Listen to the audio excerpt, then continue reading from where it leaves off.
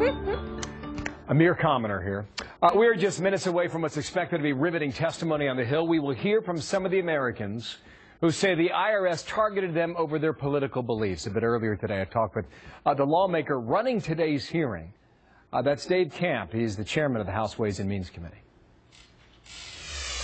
Dave Camp, good morning and welcome here to America's Newsroom. Good morning, Bill. These hearings, which begin in about 15 minutes, what do you expect to learn from these groups? Well, these are people who've had their First Amendment rights targeted because of their beliefs, and this hearing is a chance to give them voice. So we actually can hear on the record what these people, average, just honest, hardworking American citizens, what they went through. Well, they come from all over the country, too. South Carolina, Alabama, California. There's a group from Tennessee and Iowa. What does that tell you?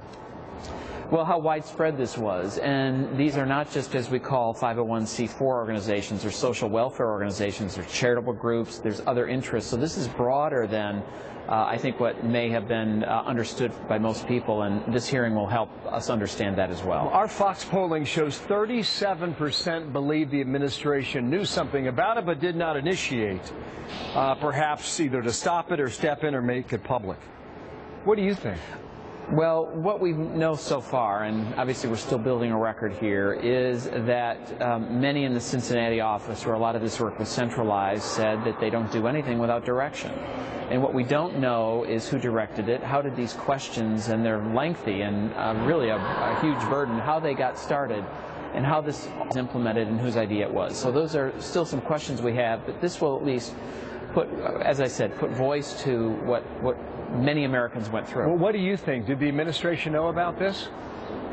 You know, we just don't know at this point. You know, I do believe that certainly at some point high-level officials in the IRS knew and people at Treasury knew. And the question is, who knew what when? We're still really trying to find that out. So do you think the objective was to slow down the organization so that these political groups don't get, I guess, any steam or energy behind them? We know that they were slowed down. Many of these applications, some have not been approved yet, have been pending for over 3 years. The normal course is, 2 to 4 months. So, we know they were targeted simply because they had conservative views. So we know that they didn't target progressive groups, according to the Inspector General, and we know that these were delayed in many cases. And as the old saying goes, justice delayed is justice denied, and so many of these groups just stopped trying at some point. But this is your category. I mean, this is tax. House Ways and Means Committee. I mean, you're the chairman. This is right down the middle of the plate for you guys. Now, it's been written that, well, this is a story about politics. But with regard to you, it's been written that this is a story that calls out for tax reform. Do you think this scandal makes it ripe for you to be able to push forward the tax reform that you've been pursuing for years? Well, I think it does in this way. I mean, obviously, if we could get a simpler, fairer, flatter tax code, the discretion in the IRS would not be as evident. And, one of the things people are concerned about in this whole series of events have shown is they're concerned about an audit. And if the code were more transparent, more straightforward, simpler, I think the fear of an audit would go away. And I think, frankly, the average person should be able to do their own taxes, and they can't on the current. The other thing that needs to be restored is trust. I mean, obviously, there wasn't much trust in the IRS to start with, but what little trust there was has certainly been shattered by this series of events. So is this a story ultimately about politics, or is it about tax reform? Or is it both?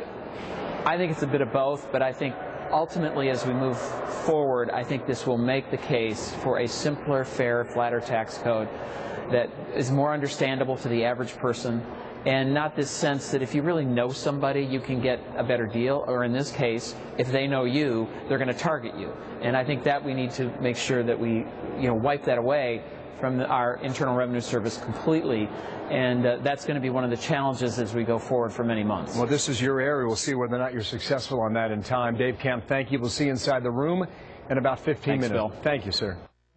Tax reform in the big picture.